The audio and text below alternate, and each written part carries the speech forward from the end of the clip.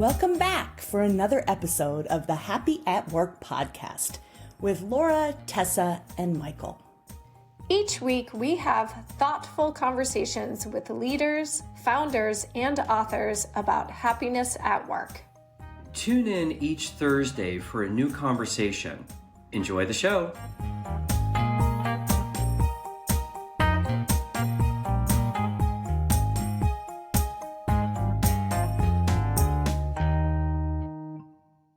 Welcome to the Happy at Work podcast.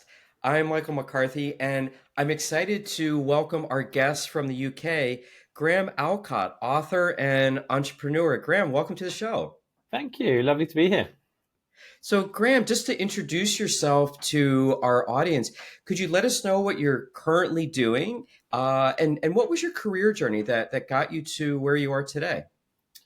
Yeah, so I am a speaker and author and entrepreneur. The latest thing that I'm talking about is what you see in the background here. So this is a new book that's coming out called Kind, The Quiet Power of Kindness at Work.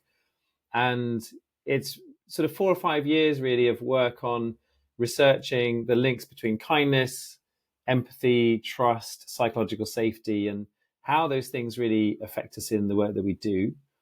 And the background story to that is I have a company called Think Productive. We're in the UK, but also in North America, Western Europe, in the Emirates, and in Australia as well.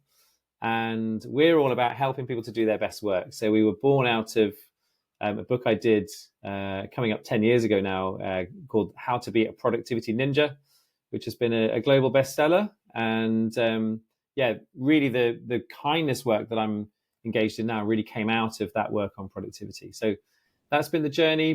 Before that, I worked in charities, set up a couple of things, and the business that I have now is really my sort of main pursuit. Really is going into companies, working in that B2B kind of way. Keynote talks, workshops, that kind of thing. You know, it's interesting that you talk about your book, Productivity Ninja, and I can certainly understand why it would be a bestseller because everyone wants to, squeeze the dime out of the nickel if you can do it. And I'm curious, what did you start to notice about the intersection of kindness in the workplace and its impact on productivity? Is there a relationship?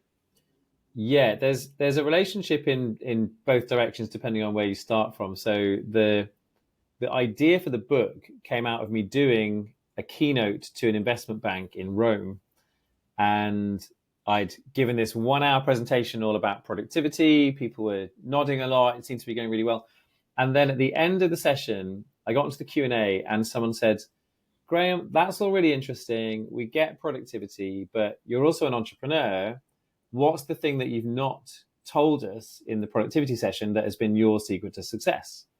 And the first words out of my mouth very instinctively were, "Kindness fuels everything. If you're kind, you win. Simple as that." And it kind of launched into this very divided room where about 10% of the room had this real bristling reaction to it, where it was, "Hang on, what about Elon Musk and Donald Trump and Steve Jobs? And like, surely the bad guys win."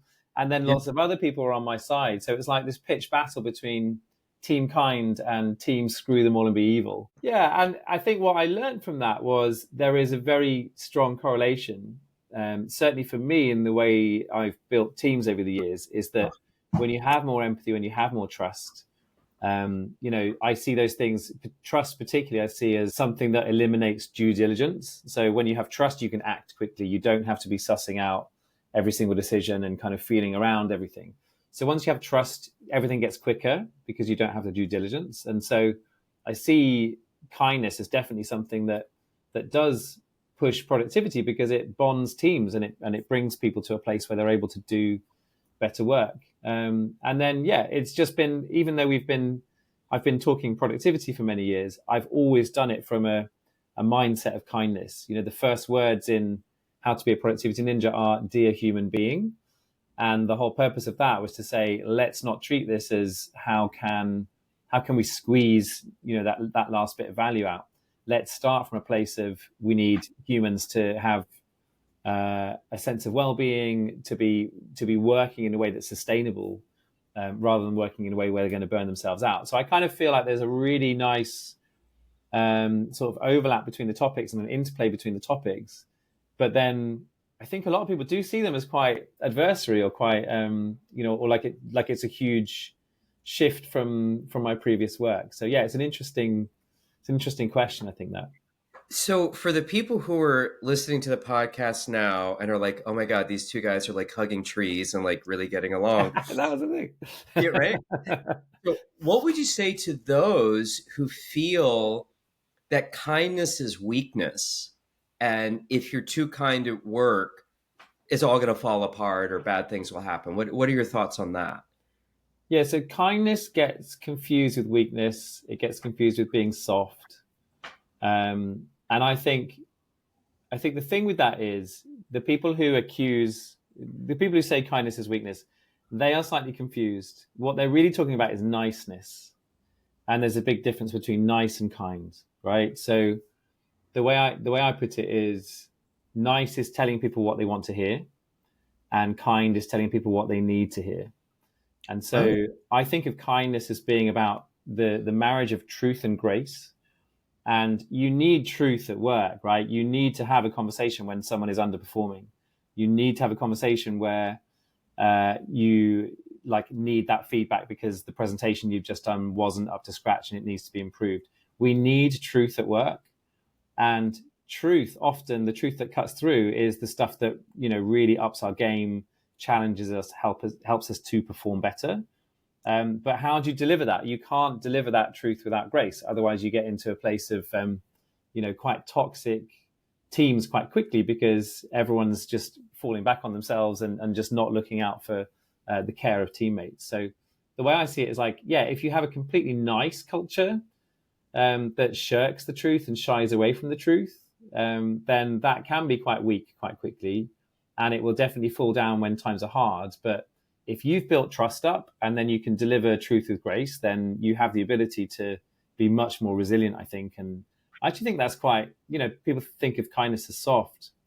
I think that's quite badass, right? To have a really strong, resilient culture, and to be able to have relationships at work where you can really call stuff out, where you can really stand up to truth and embrace truth, but knowing that you're doing that for the other person. I just think that's it's actually a really difficult skill set to master, and one that inevitably I think leads to a lot of success. I have a case study for you, and I'd love you to interpret it. And I'll just tell you what happened and how I felt. So I was recently in Buenos Aires for 3 weeks learning Spanish because I want to teach in Spanish. And the day before in our class, a new student came in, a woman about my age from Holland, clearly a business person, and her Spanish was really, really easy to understand. So I just sort of resonated with her. And we were doing these team exercises. She's at the other table and I'm at mine with my partner. She's with hers. And I'm an American. I'm loud, high ceilings, no carpet. And so I was loud, and I didn't know I was loud because I was too busy talking, being an American. And she leans over, and I'm going to say not nicely, but kindly, she said, dear, wonderful co-student, I'm so glad you're in the class, but I can't hear. Is it possible that you would just turn down the volume? I would so appreciate that. And I thought that was the nicest way she could have done it. I mean, she couldn't have done it any nicer. And I thought, I know I'm loud. I've been loud since I was born. I get it. And I'm unaware of it sometimes. And I thought that was the nicest way. So I got quiet. But then later during the break, she was in the room on the phone. And again, the acoustics were really loud. Two people in the room on break were talking pretty loudly. And I saw her put her finger in her ear so she could hear. I went to those two and I said, could you speak a little softer? She's on the phone. And I think she's having some trouble hearing. Then another person came in and was loudly to me because it was break time. Oh, what are you doing for lunch? And I said, shh, she's on the phone. It's like she enrolled me to do these two extra things that helped her. And I'm curious, how would you interpret, what would you say about that? Wow. I mean, do you feel like at the end of that you were you're kind of manipulated into changing the societal rules of that space in terms of you should have been living with a bit more volume, and that first thing led you to behave in a different way. Instead of, I would agree with everything. I would just switch the word manipulated. It was voluntary. I was Yeah. so appreciative that she said it so nicely, and I'm Right. pretty Okay. sensitive. Yeah. It's really easy to like hurt my feelings. So I thought I so appreciated that she was so kind about it, that I knew that she's sensitive to loud noises, and the room was pretty bad for noise. Yeah. She kind of enrolled me without asking, like almost to like pay her back, to say thank you for being so nice about it. I helped her out twice by telling 2 other groups to be Yeah. quiet. Yeah. And it was like she enrolled me. Well, there is a thing that I've written about in the book called the Mother Teresa effect, and basically the Mother Teresa effect is when so the study was, they showed people a sort of 40-minute video, showed students this 40-minute video of Mother Teresa doing kind acts, and what they got from it was the stress relieving chemicals, which is called salivary immunoglobulin, in your mouth. You have much higher levels of those stress relieving chemicals in your mouth just by watching Mother Teresa do kind things. But it's the same response as you get when you do something kind for somebody else. So in terms of the ripple effect of kindness, you are more likely to be kind if you've just been kind. You're more likely to be kind if someone's just been kind to you. And you're also more likely to be kind if you've just witnessed other people being kind.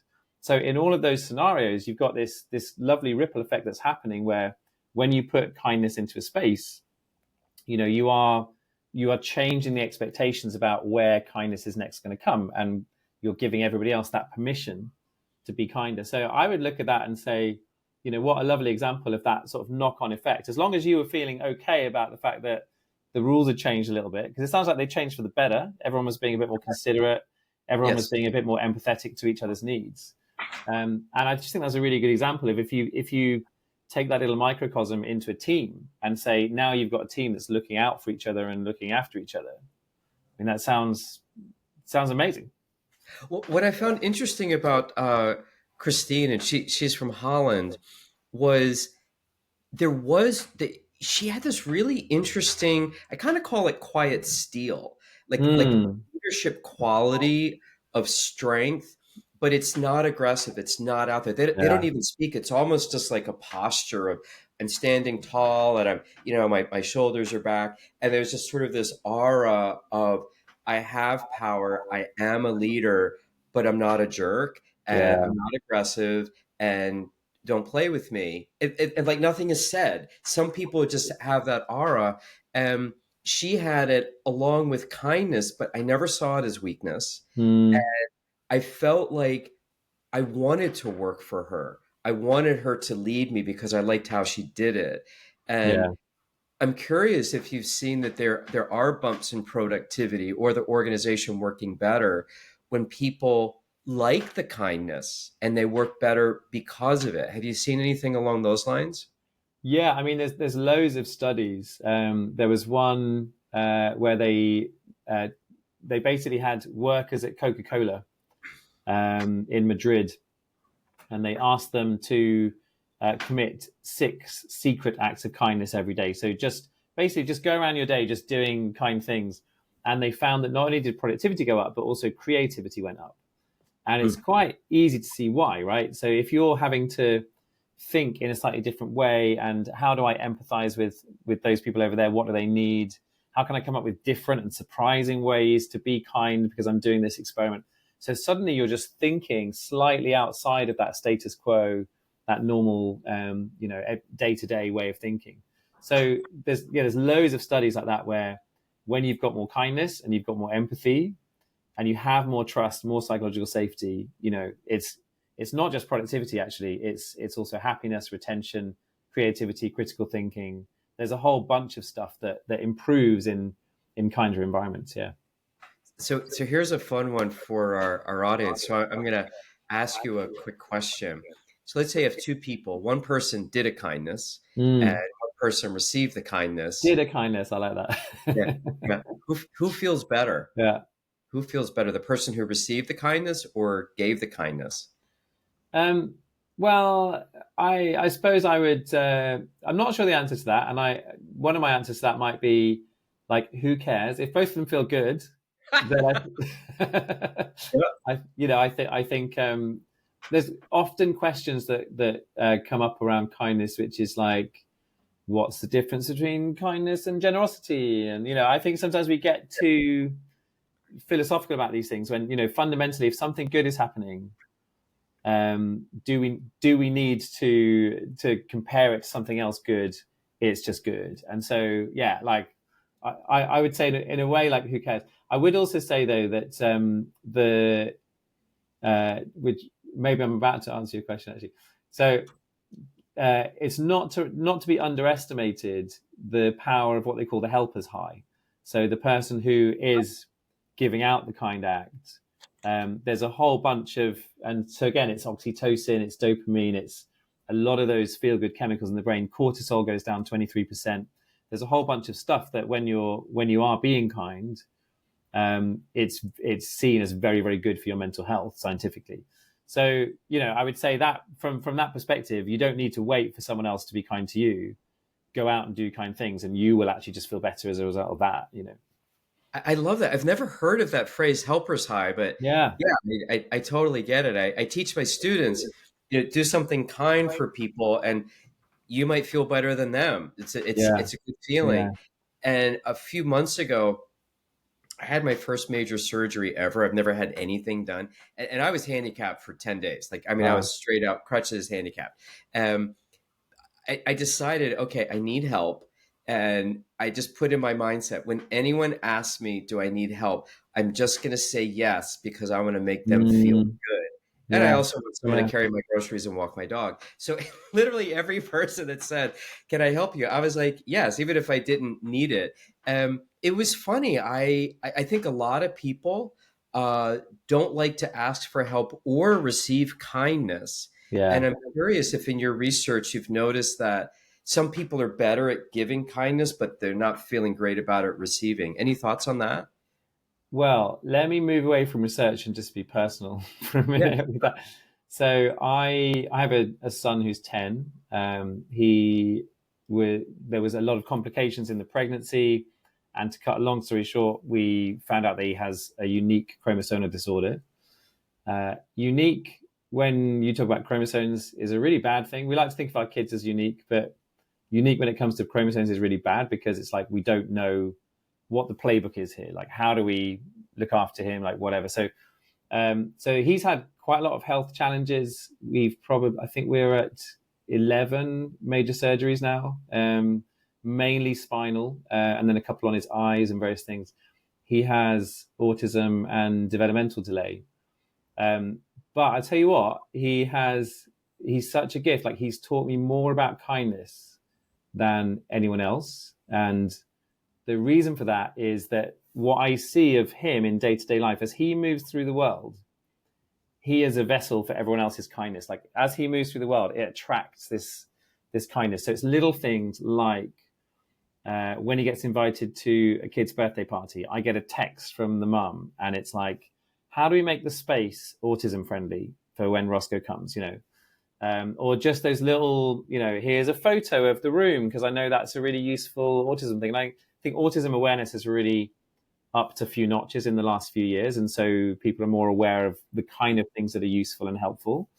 But I get to see that every day, and so I think, certainly for me, before having him, I had a really hard time asking for help with things, and I kind of have no choice with him, right? Like, a lot of the time, I need help. I need to be the person that's filling in those forms and getting the extra place on an event or whatever. So he's got a personal assistant with him or whatever. I'm kind of, for me to adjust the world for him often involves the help of other people.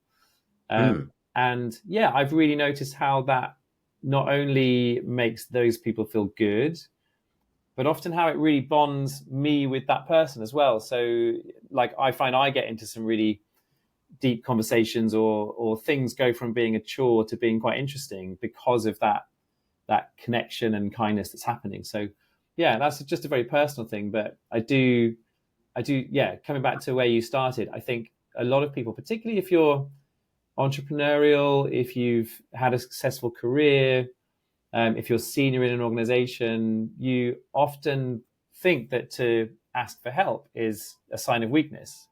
But I actually think there's a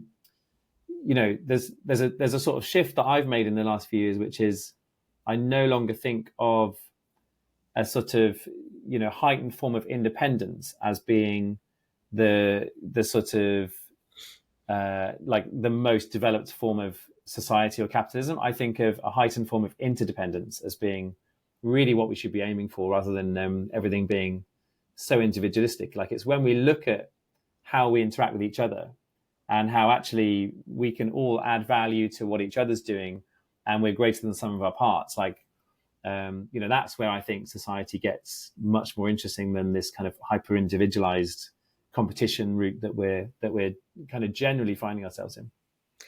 I love that story, and I think we're very similar in. I was just raised in a culture of you don't ask for help because it is showing weakness, and if you are that powerful person, you have to keep that facade going.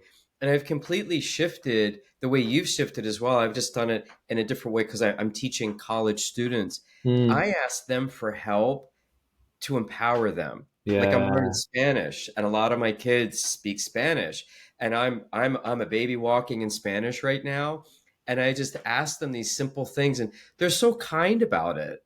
Like when I make a mistake, which happens in every sentence, they're really sweet about it, and there is no change in respect, but I can see they stand a little taller. They're like, I'm important, and I was helpful, and I had value, and I helped their professor. And I think the knockoff effect of everyone doing this can really be impactful. And if someone who's listening now says, you know what, I want to take a little baby step, I want to put my feet in the water. Let's say there's a manager or maybe a direct report that doesn't have a lot of influence and power. What could each person do on their own to bring a little kindness into the organization to see if it would work for them? Any Yeah. thoughts? Okay. So in the book, there are 8 principles of kindfulness at work, and there's sort of almost 8 different lenses or 8 different ways of thinking around kindness. Let me share a couple of them, which I think could be really helpful. So the first one of 8 is kindness starts with you. I think back to what we were just talking about, people really struggle with this concept. But the idea is you can't role model kindness for other people if you're stuck in a scarcity mindset where you're not giving yourself kindness. So you've got to start with you. You've got to start with giving yourself what you need. That is not selfish and self-indulgent. It will actually help you to be kinder to everybody else. So kindness starts with you. Another one, I think, which is a really important, there's a really important relationship between these two concepts, kindness and slowness. So when you slow down, you spot opportunities to be kinder much more quickly. And again, back to the self-kindness, you're much more likely to be kinder to yourself if you just slow down that little bit. And, then you start to notice your own emotions. You're a bit more mindful. You start to see what you need. You start to see what everybody else needs. And then I guess the third one, just in terms of if we think about work and we think about what do we do all day in our work, the third one I'll share is listen deeply. I think giving somebody your fullest attention, which is ultimately the most precious resource that we have, right? People say time is our most precious resource. We actually have a bit less of our fullest attention than we have time, right? So I think of our fullest attention as being our most precious resource. So giving someone your fullest attention is probably the most generous thing you can do. And listening is so commonplace in the work that we do, but also one of those things that we take for granted because it's just, we turn up to meetings, we listen, whatever. But just think about practicing your listening skills and think about the things that you can do to deepen the way that you listen and how you listen. And I think that in itself is not only a really kind act, but it will start to open up the possibilities and the opportunities to be kinder. You'll start to notice those opportunities and start to notice where people need kindness much more when you just deepen that sense of listening. I love both of these, and what's interesting, I like the slowness. Every year, instead of a New Year's resolution, I have like a theme, and so this year's theme is savoring, where I notice that if I'm too fast, no more joy in anything. I'm rushing, and there's no more fun. So I love the savoring part, which is very close to slowness. There was a quote we taught a class yesterday, and it was about listening, that listening to someone deeply is very close to feeling loved. And I think a theologian said it, but I notice when people are like really, really listening to me, I feel, I guess you could say loved, but certainly appreciated or respected. And when I give it to other people, I've had to work on being a better listener. Usually I just think about a better response, and I've really had to work on it. And I can tell how much people really do appreciate it when you put the phone down and you don't think of a better response. Like, you really just lean in and just focus on repeating something that they just said, or follow up question based on what they just said, so that they know. Another one I do that I'd love to share with people. I learned this from a dean at a business school. If you're on Zoom and you put your two hands together under your chin like this, everyone knows that you're listening to them. You're not off to the side on the phone. But these are great. I think slowing down and the listening deeply is super important. And we're just coming to the end of our time together. And Graham, are there any final thoughts or things that you want to share with the audience that you think are really important, like the release date of your new book? Let's tell people how to get a hold of it. When's it coming out? What's the title? Where can they get it? So we come out in the UK on October 10th, and then we'll be out in the US. I think it's January 6th or 7th next year. It's with Bloomsbury Business, and it'll be in all, as I often say, it's available in all good bookshops and some bad ones too. Mentioning no Dave, Uncle Jeff. But yeah, if you want to connect with me, I do this. I do a weekly email which goes out on a Sunday evening, and the idea is one positive or productive idea for the week ahead, and it's free. If you want to get on that, you just go to grahamallcott.com. And you'll see a little form on there that you fill in. It's called Rev Up for the Week. And so the idea is just one positive thought to just power your week on a Monday, and we send it out every Sunday for free. Connect with me there, reply to those emails, and I'd love to chat. Beautiful. Graham, thank you so much for your time. And we'd love to interview you again about, 6 or 12 months after the book has been out, just to see what's the impact been, what have you learned, what's really resonating with people. And I've really appreciated today's conversation with you. That would be my pleasure. Thank you, Michael. Okay. Take care, everyone. Bye-bye. We hope you've enjoyed this episode. If you'd like to hear future episodes, be sure to subscribe to the Happy at Work podcast and leave us a review with your thoughts. Are you interested in speaking on a future episode or want to collaborate with us? Let us know. You can send us an email at admin@happyatworkpodcast.com. And lastly, follow us on LinkedIn or Twitter for even more happiness. See you soon.